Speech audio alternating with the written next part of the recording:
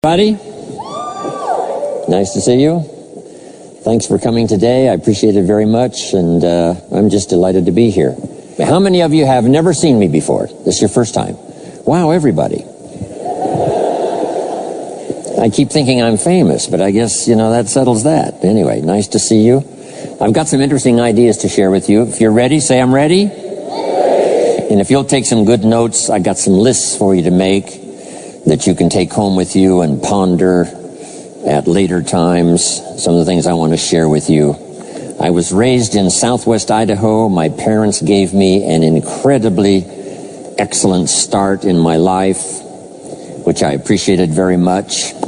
But I quit school at age 19, unfortunately.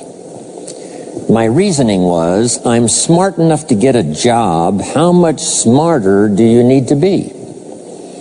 And with that shallow thinking, I quit school, age 19, and got a job, went to work. A little while later, got married, started a little family, and I'm struggling and, trying to do my best. But it seems like each year I'm falling just a little bit further behind. Finally, age 25.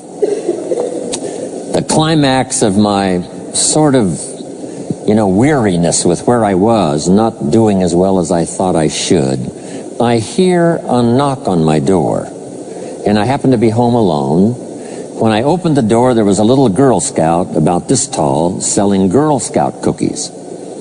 And she gave me the finest sales presentation I've ever heard. Girl Scouts around the world, no better organization.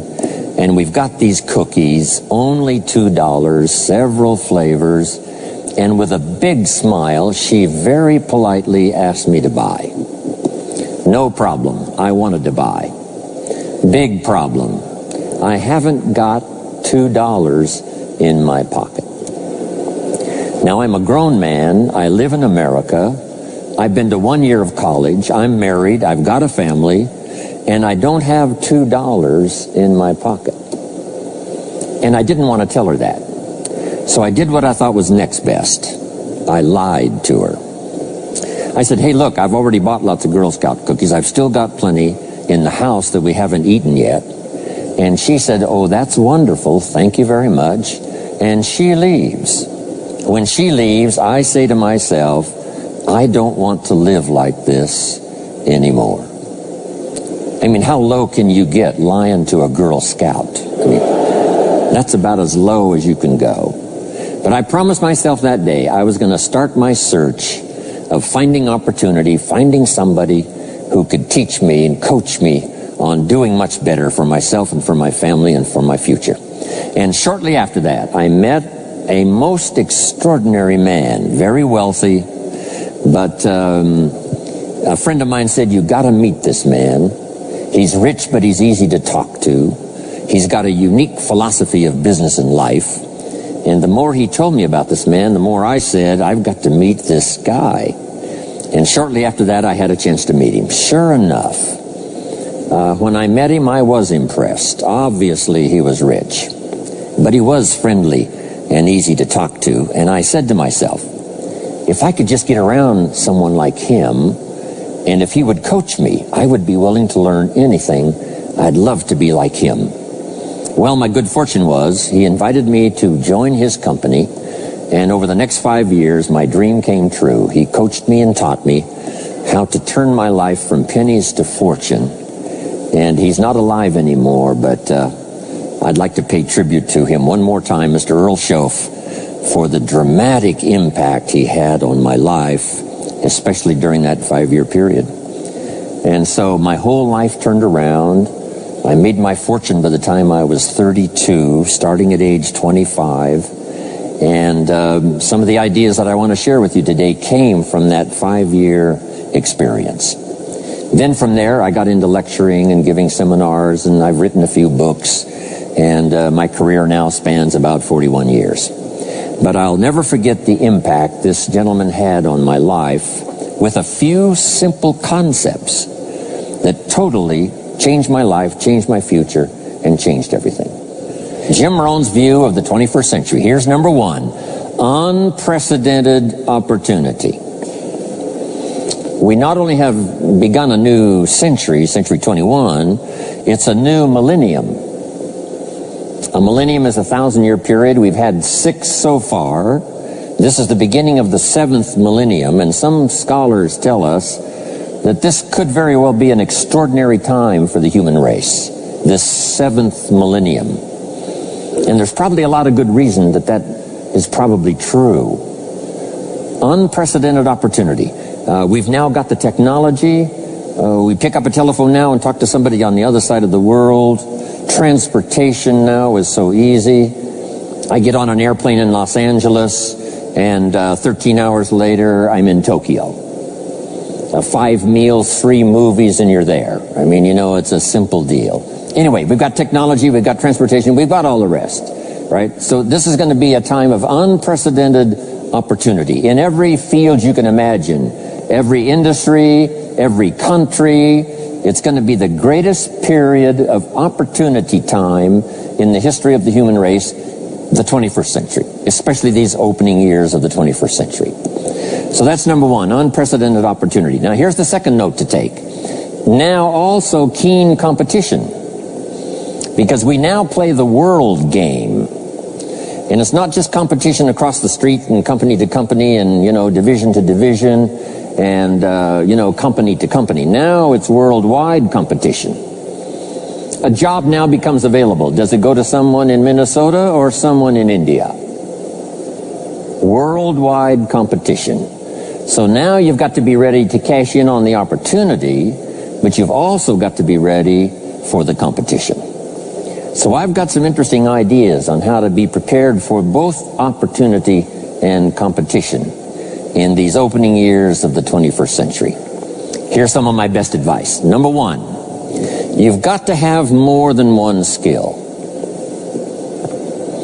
It's okay to have one skill, but I'm telling you, if you want economic safety for the future, especially this century, my personal opinion, you need more than one skill. We've seen people, right, the last 15, 20 years that only had one skill, worked for this company for a long time. The division the guy worked for got chopped, eliminated. Now he loses his job. Now he tells us he's in economic distress. Why would that be? Simple answer. He only had one skill. So for economic safety for the future, my personal advice, you gotta have more than one skill. In fact, it led me to my first fortune, and that was learning more than one skill. I started learning these extra skills in Idaho, where I grew up. I knew how to milk cows, but it didn't pay very well. Then someone gave me this incredible advice. If you want to lay the foundation for a future fortune, you've got to learn more than one skill. And I started that process age 25.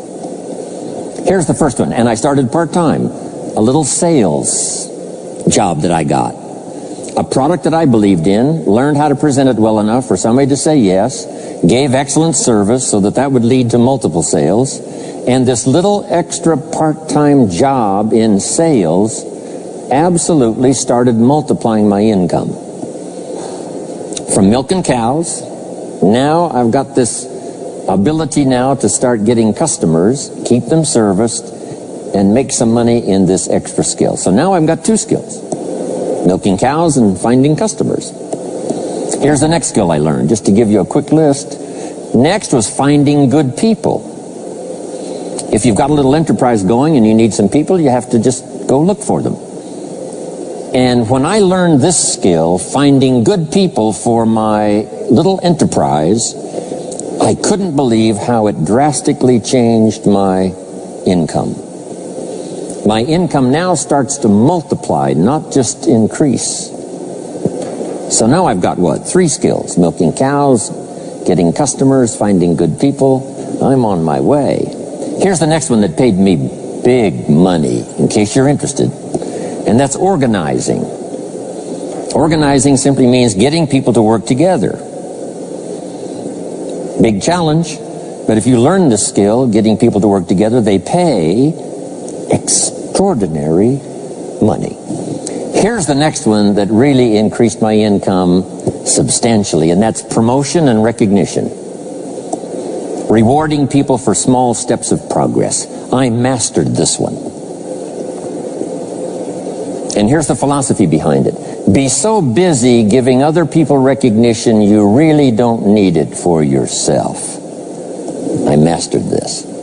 Guess what it pays? Big money. Let me just give you one more, and it's in 3 parts. And that's communication. Learning to affect other people with your language. Of all the things not to be lazy about, it's language, because words can work miracles. And communication I found in 3 parts. Here's number 1, training, showing somebody how the job works. Showing somebody how the business works. We call that training. I got good at that. Paid big money. Here was the next one, teaching. Teaching people how life works. Teaching people how to set goals. Teaching how to become a leader, manager, entrepreneur. Stepping up to the higher opportunity and better challenge. This one paid me extraordinary money. But this one paid the best. Learning to inspire. Helping people to see themselves better than they are. So I've got how many skills, right? A big long list. So, safety, economic safety for the future, especially the opening years of the 21st century. Learn more than one skill. Here's number 2. It would be good to learn more than one language. Some of my business colleagues who speak 3 or 4 languages earn $3-4 million a year. One of my friends, Leon Weisbein from Russia, I remember when he was making $3 million a year, he spoke 3 languages. Here's what he said, I think I'll learn another language, make another $1 million. Those extra languages are so valuable. When I travel the world, I got to find somebody that knows more than one language, or I'm in deep trouble. If you think the time has passed you by to learn that 2nd, 3rd language, make this note. You heard it from Jim Rohn. Give it as a gift to your children. The 2nd language. Maybe that'll inspire them to learn the 3rd language, and then no telling where it might go from there. I asked a school teacher one time, how many languages can a child learn? Here's what she said. As many as you will teach them. They don't lack capacity, they don't lack intelligence, they certainly don't lack curiosity. They only lack a teacher. So you got my good advice now? More than one skill, more than one language. Here's the rest. Learn the simple economic formula that works for everybody, and I can give it to you in just a couple of sentences.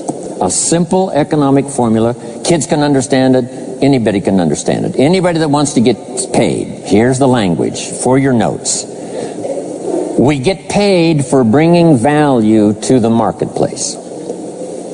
That's as simple as you can put economics. Anybody that wants to get paid. You get paid for bringing value to the marketplace. The marketplace is the people.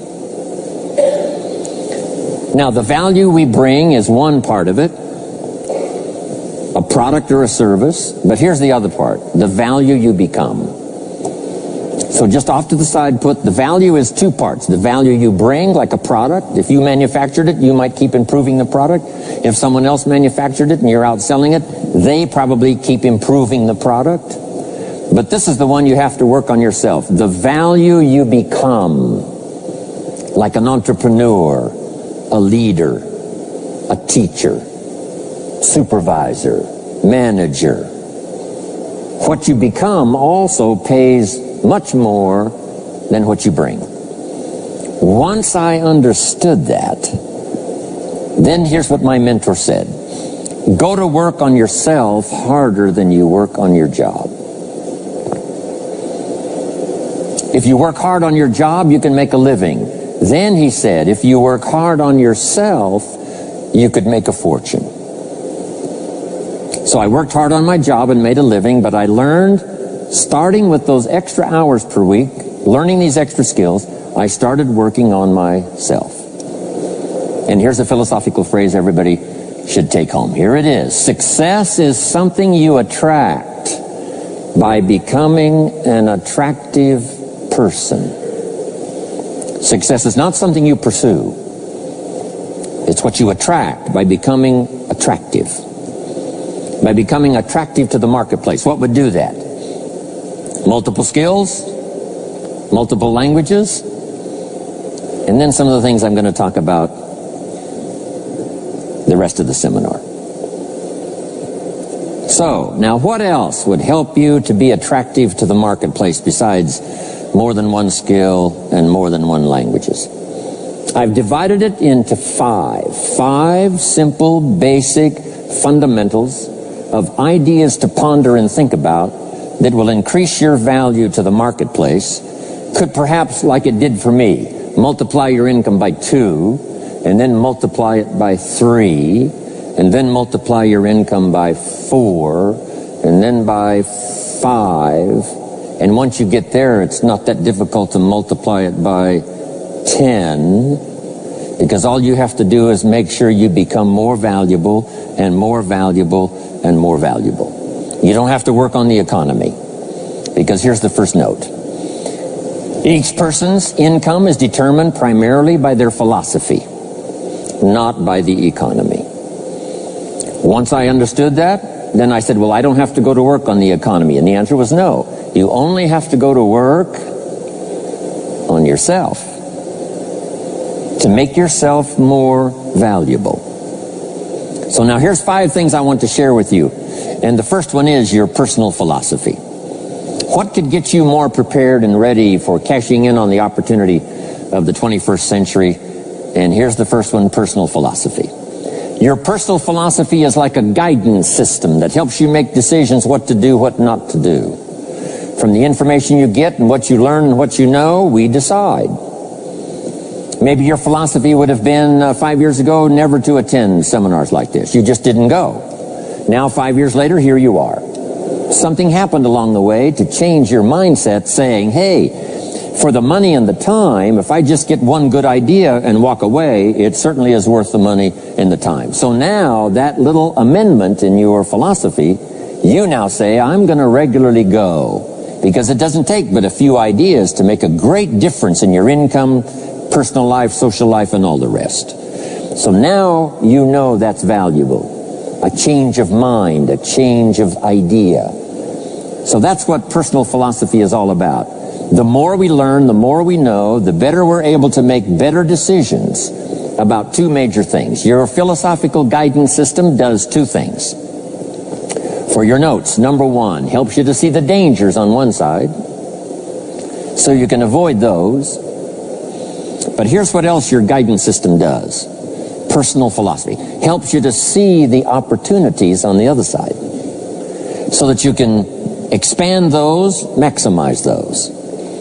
And here's what that's called. The game of life is to minimize the dangers and maximize the opportunities. And the more we know and the more we learn, the more experience we gather in sessions like this, from the sermon on Sunday morning to the books we read and all the rest, helps us to keep continually adjusting our philosophical guidance system so that we minimize more dangers, maximize more opportunities. That's really the game of life. I couldn't put it much more simply. So number 1, we're affected by what we know. Now, how do we know more things and learn more things that'll help us readjust our thinking so we can avoid the dangers, maximize the opportunities? Here's number 1, learn from personal experience. One way to learn to do something right is what? First do it wrong, right? Mess up, and then you say, wow, that was costly. I'm never going to do that again. So one way to learn to do it right, first do it wrong. Sometimes a negative experience turns out finally to be positive. They say if you survive your first heart attack, you may now live to be a very old person. Why is that? Well, that first heart attack, if you survived it, is called a wake-up call. And maybe the doctor said, one more of these and you're history. And you said, wow. And you make it for the health food store. And you start reading every book you can find on good nutrition. how to avoid another one of these heart attacks, and you start jogging and start walking and doing all of the stuff, and this total change of lifestyle could now save your life and cause you to live to be a very old person. Here's what my mentor said, that's some of the best advice I ever got. He said, Mr. Rohn, if you will change, everything will change for you. If you'll start making personal changes, your income will change, your health will change, your future will change, everything will change, if you're willing to start making the changes. So sometimes a negative experience now causes us to really make a sudden shift in our philosophical guidance system that says, hey, I'm never going to let this happen to me again.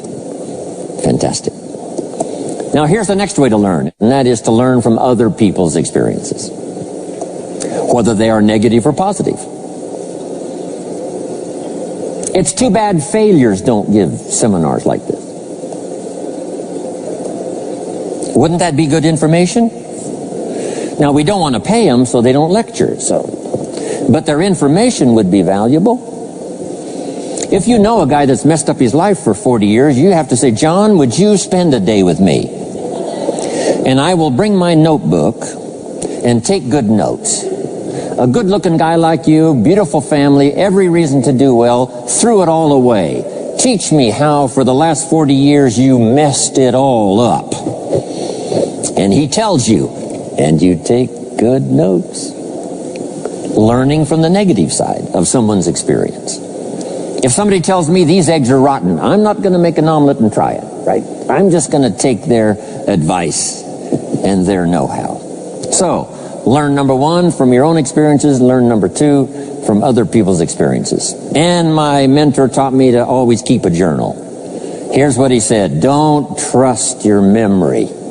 If you want to live a dynamic life, multiplying your income, multiplying your future, be a good student. If a good idea comes your way, write it down, then ponder it, then perhaps go do it. Okay. Now, your philosophy comes from what you learn, comes from what you know, comes from other people's experiences. 3 ways now to learn from other people. Here's number 1, learn from what you see.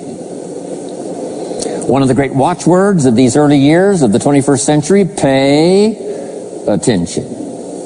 If you just watch, you can pick up clues. Success leaves clues. And if you'll be a better observer of the winners and the losers, those that are doing well and those that are falling behind, and just take mental notes and good notes and say, I'm going to adjust what I'm doing based on what I see. Here's number 2. We learn so much from other people based on what we hear. Here's good advice on that. Be a selective listener. Listen to voices of value that have experience, ideas, reputation, something valuable to share. Now here's number 3. Read all the books. Now there's millions of books, so you can't read all the books. But make this note. Read all the books you need to read to make you as wealthy as you want to be, as healthy as you want to be, as prosperous, as productive, as unique a human being as you want to be. Read all of those books. Don't leave those books go unread. My mentor got me started on my library when I was 25. I got one of the best. If you saw my library, you would be impressed. I haven't read everything in it, but I feel smarter just walking in it, right? My library. I was smart enough to buy it all. Now I got to be smart enough to read it all. Now jot this down. When you do read, you have to sort through what you read and decide which is valuable to try. That's part of the process of learning. Gathering information and sorting through it. 1, the information that would apply to you, and what you think would be valuable based on your current philosophical opinion. So read all the books. Our lives are greatly affected by what we learn and what we know. Now here's number 2 of these very basic 5 things I want to share with you. First, your personal philosophy. Here's number 2, your attitude. First, we're affected by what we know. When I talk to the kids in high school classes, college classes, that's the first thing I tell them. Get the information while you're here.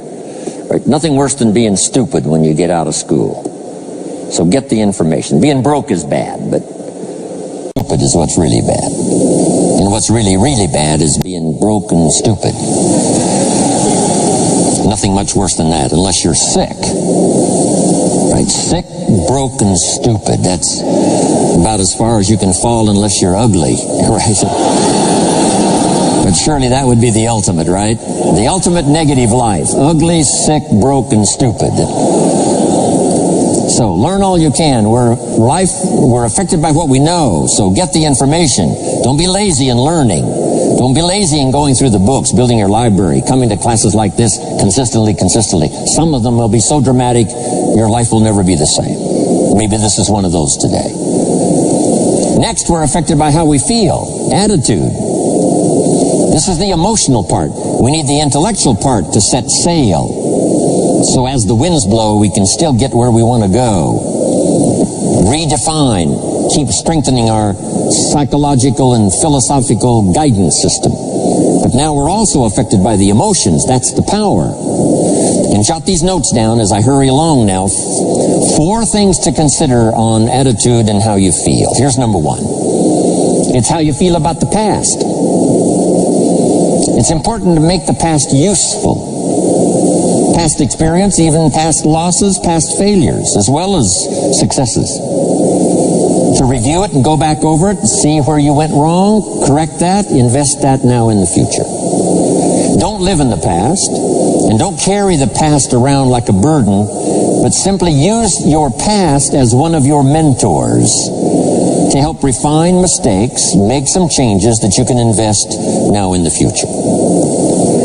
Here's the second attitude. It's how you feel about the future. We look back for experience. But number 2, we look forward for inspiration. Now, where does the inspiration come from? Looking forward. Here it is, learning to set goals. Number 1, decide what you want. Takes more than 5 minutes. Take some time and decide what you want. Where do you want to go? What do you want to do the next 10 years, 20 years? What would you like to become? How many skills would you like to learn? What are the books you want to read? How about the people you want to meet? The cities you want to visit? Experiences you'd like to have over this next period of time? Start thinking about all of that. Here's the next key. Write it all down. Building a life is like building a house. You wouldn't start building the house until you had it finished. Wouldn't you look foolish starting to build the house if it wasn't finished first? What if you were laying bricks and somebody came by and said, "What are you building here?" And you said, "I have no idea." See, they would take you away to a safe place. So building a life is a lot more important than building a house. And yet people treat it so carelessly and so casually about planning and making plans for what they want their life to work out to be.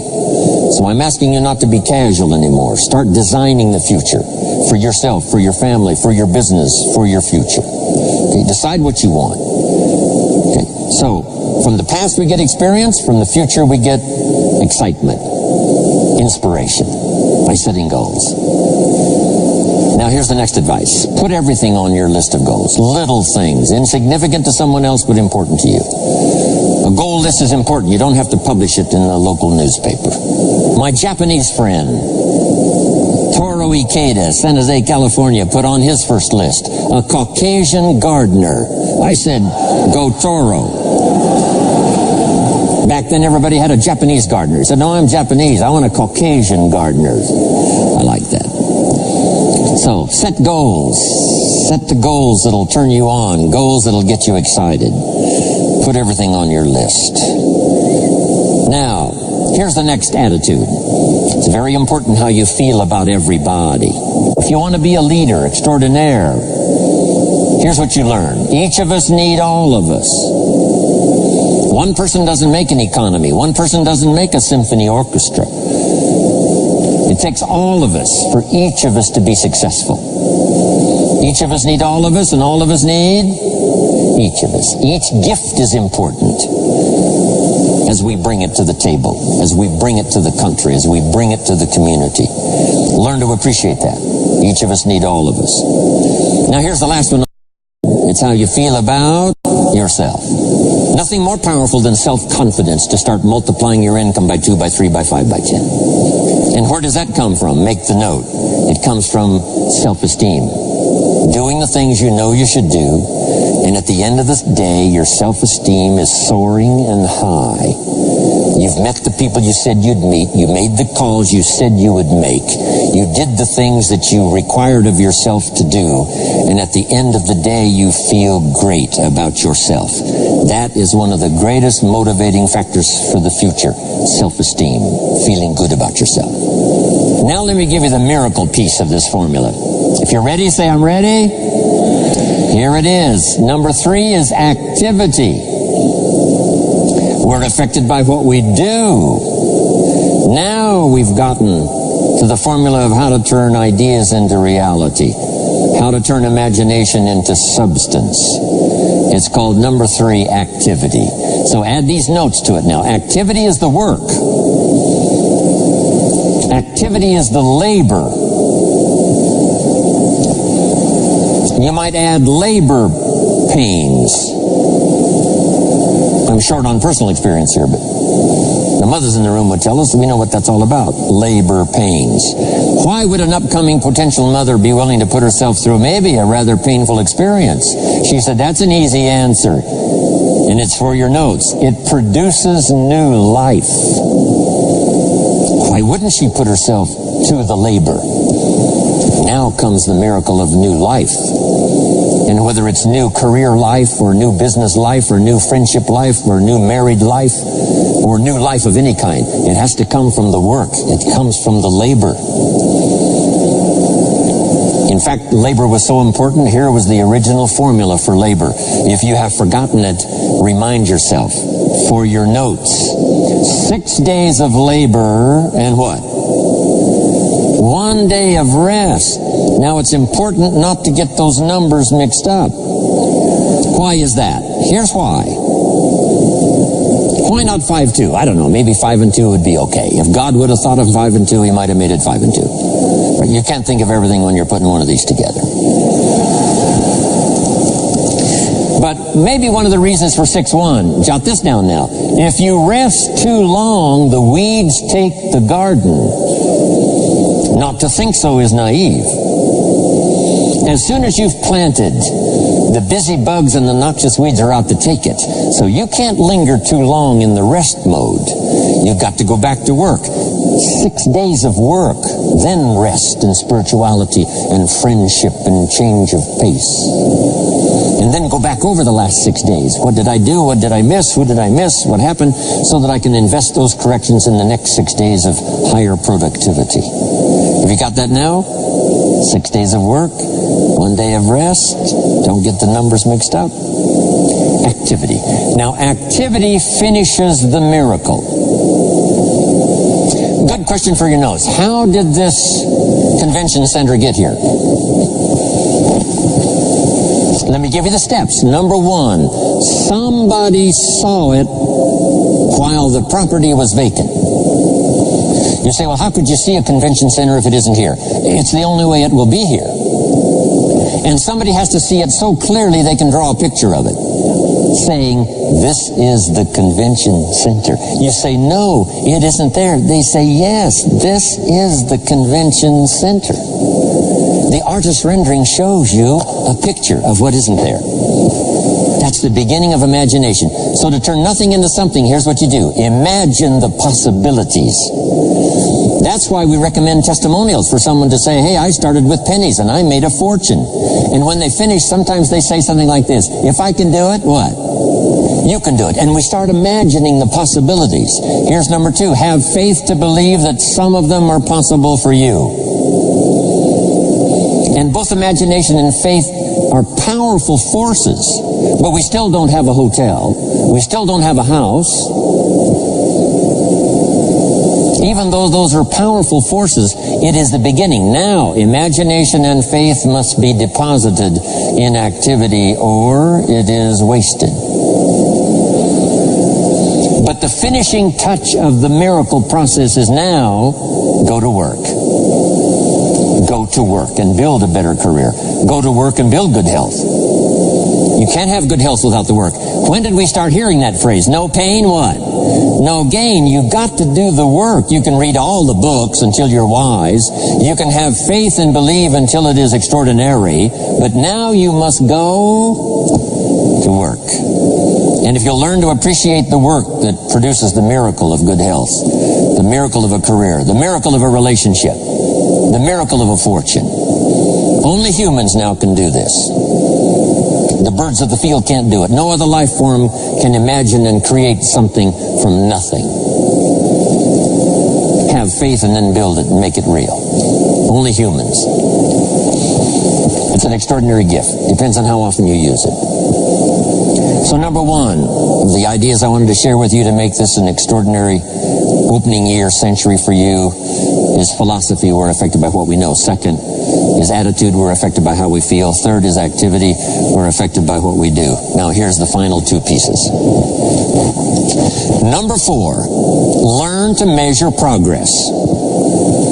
Once you've set up a project now, you want to turn nothing into something. Now you must measure your progress. How are you doing? Here's how we teach it to our children. Life expects us to make measurable progress in reasonable time.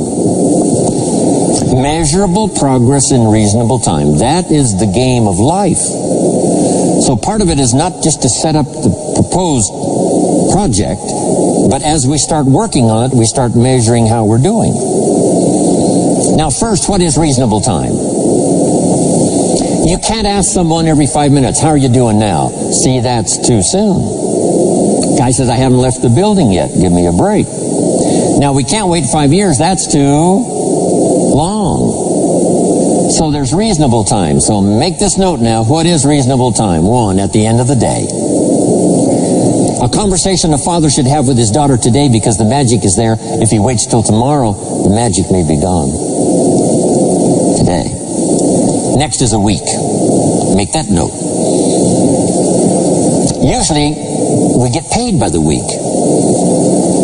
Somebody adds up our value to the marketplace, out comes the check. The next week, somebody adds up our value to the marketplace, out comes the check. What I learned to do is to change my value to the marketplace so the check kept getting bigger and bigger and bigger. I didn't have to change the economy, I only had to change myself. Measure your own progress. Success is a numbers game. We demanded of our children, how many years do you want your child to spend in 4th grade? Approximately. About 1 year, right? You say, well, if they're nice kids, would you give them 3 or 4 years? You say, no. This is not a nice game. This is getting ready for the future. This is getting ready for the challenges and the opportunities. You can't linger in 1 grade more than 1 year. Now make this note. The same should go for us as adults. Don't linger more than 1 year in 1 grade of learning. Adult, management, entrepreneurship, leaderships of all kind. Keep up the pace of learning. The numbers. Measure. Count. Now here's the key. Face the truth. If you're only making this much progress, there's no use trying to kid the world, no use trying to kid anybody else, and especially don't kid yourself. If in a period of time you've only made so much progress, you just got to swallow hard and say, this is the truth. I've got to face it. Now, what could I do to start increasing my progress and make my health better, make my income better, make my investments better, make my value to the marketplace much better, get busy learning the second skill and the third skill and the next language and the next language to increase my value? I got to get busy and do that. See, if you will do that, I promise you, one of the greatest motivating factors in the world is progress. And if you'll measure it, you'll get excited. Now here's number 5 of the 5 major things I wanted to share with you to make these opening years of the 21st century really pay off for you. And here's the word, lifestyle. learning to live well, because the ultimate essence of life is not a Ferrari. The ultimate essence is not a home. The ultimate essence is not a bank account. It's not $1 million. It's not a fortune. Here it is. The ultimate essence of life is learning to live a good life. That's the key. Whether you have modest resources or whether you have mega millions, either way, the real key is learning to live a good life. And so in my closing 5 minutes, let me give you what I think is a good list. Now, this is the short list. In other presentations, I cover a longer list, but this is called Jim Rohn's short list for living the good life. Here it is. Number 1, productivity. You really won't be that happy if you don't produce. And here's the next bit of advice on that. Produce to the max if you possibly can. To produce a little is okay. To produce enough is okay. To produce some to get by is all right. But why not try productivity to the max? Andrew Carnegie, who built the steel industry back in the 30s, here's what Andrew said. I'm going to spend the first half of my life accumulating money. I'm going to spend the last half of my life giving it all away. He got so inspired by that goal that the first half of his life he accumulated $400 million, which back in the 30s was a lot of money. A mega fortune. Guess what he did the last half of his life? He gave it all away. I got a good question for you as we close. Here's the question. What's got you turned on? What's got you up early? What's got you eager to face the day? What's got you inspired to learn the extra skill, put in the extra time, go the extra mile, learn how to work with people, guarantee your future? Good question. Here's number 2, good friends. You got to have good friends. The best support system in the world is good friends. Collect and nourish those as priceless.